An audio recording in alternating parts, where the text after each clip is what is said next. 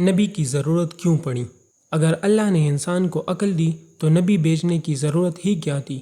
وہی نہ بھی ہو تو انسان خود اخلاقی اصول بنا سکتا ہے۔ کچھ حد تک یہ بات بالکل درست ہے۔ انسان عقل سے سمجھ سکتا ہے کہ ظلم برا ہے، دھوکہ نقصان دہ ہے، رحم بہتر ہے، لیکن مسئلہ وہاں پیدا ہوتا ہے جہاں سوال یہ ہو، آخری معیار کیا ہے؟ اگر اخلاق صرف انسانی اتفاق ہو تو پھر جب طاقتور اکثریت کسی چیز کو درست قرار دے کیا وہ واقعی درست ہو جائے گی؟ اور اگر ہر انسان اور ہر معاشرہ اپنی آخری معیار خود بنائے تو پھر ہم فیصلہ کس بنیاد پر کریں گے کہ کون سا معیار واقعی صحیح ہے؟ یہاں مسئلہ صرف یہ نہیں کہ انسان سوچ نہیں سکتا، مسئلہ یہ ہے کہ انسان اپنی خواہش، مفاد اور محدود علم سے آزاد نہیں۔ اسی لیے اگر اللہ واقعی انسان کو امتحان کے لیے دنیا میں لایا ہے تو صرف عقل دینا کافی نہیں، اسے یہ بھی بتانا چاہیے کہ اس عقل کو کس سمت استعمال کرنا چاہیے۔ لیکن یہاں ایک اور دلچسپ سوال آتا ہے، اگر اللہ کو ہدایت دینی تھی تو آسمان سے ایک کتاب کیوں نہ دے دی؟ آخر نبی کیوں؟ کیونکہ کتاب اصول بتا سکتی ہے، لیکن انسان پھر پوچھ سکتا ہے اس اصول کو زندگی میں کیسے نافذ کیا جائے؟ عدل عملی طور پر کیسا ہونا چاہیے؟ معافی کب دینی ہے؟ سختی کب کرنی ہے؟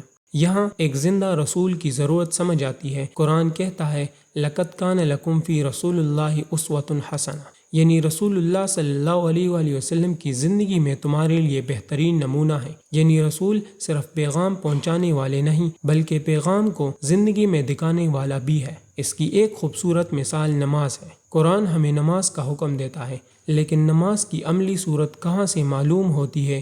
رسول اللہ صلی اللہ علیہ وآلہ وسلم نے خود نماز ادا کی اور صحابہ نے اسے دیکھا۔ صحیح بخاری میں رسول اللہ صلی اللہ علیہ وآلہ وسلم کا فرمان ہے، نماز اس طرح پڑھو جیسے تم نے مجھے نماز پڑھتے دیکھا ہے۔ یہ صرف ایک حکم نہیں، یہ نبوت کے ایک بنیادی کام کو واضح کرتا ہے۔ وہی اصول دیتی ہے، رسول اس اصول کو جیتی جاگتی ہوئی حقیقت بنا دیتا ہے، اور یہی وجہ ہے کہ اسلام میں نبی محض ایک قاصد نہیں، وہ معلم، رہنما اور عملی نمونہ بھی ہے۔ اب شاید ایک غیر مسلم یا شک کرنے والا شخص کہے یہ تو اسلام کی اپنی وضاحت ہے، نبی کی ضرورت کیوں مانی جائے؟ یہاں قرآن کا جواب دلچسپ ہے۔ قرآن نبوت کو صرف معلومات پہنچانے کا ذریعہ نہیں بتاتا، وہ اسے انسان پر حجت قائم ہونے سے جوڑتا ہے۔ اللہ فرماتا ہے رسلا مبشرین ومنذرین لئلا یکون للناس علی اللہ حجۃ بعد الرسل، رسول خوشخبری دینے اور خبردار کرنے والے بنا کر بھیجے گئے تاکہ رسولوں کے بعد لوگوں کے پاس اللہ کے سامنے کوئی حجت باقی نہ رہے۔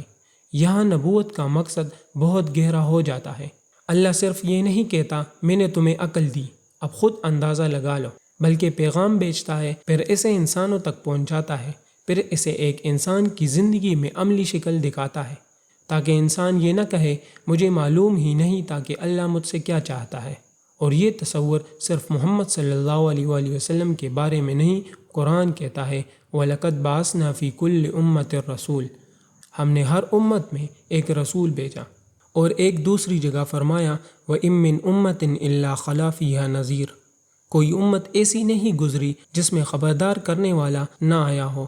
اور قرآن یہ بھی کہتا ہے ہم رسول بھیجنے تک عذاب نہیں دیتے، یعنی نبوت صرف مذہبی معلومات فراہم کرنے کا تصور نہیں ہے، یہ اللہ کے عدل اور حکمت سے بھی جڑا ہوا ہے۔ اب تصور مکمل ہونے لگی ہے۔